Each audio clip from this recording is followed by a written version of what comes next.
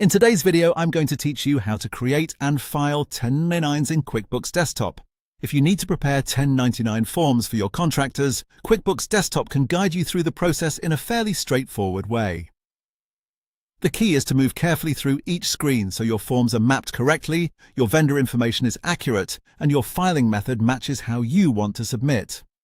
To get started, open QuickBooks Desktop and go to the top menu. From there, select Vendors, then choose Print or e-file 1099s. This launches the built-in 1099 workflow, which walks you through the setup and filing process step by step.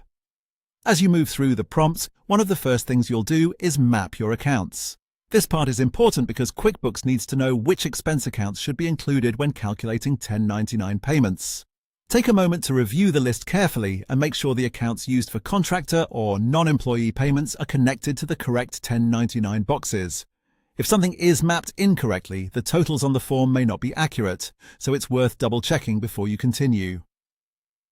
Next, verify your vendor tax information. QuickBooks will prompt you to review the details for the vendors you may be filing for. Make sure the tax ID, legal name, and address information are complete and formatted correctly. If anything looks incomplete or outdated, correct it before moving forward. Clean vendor records help prevent filing issues and reduce the chances of rejected forms.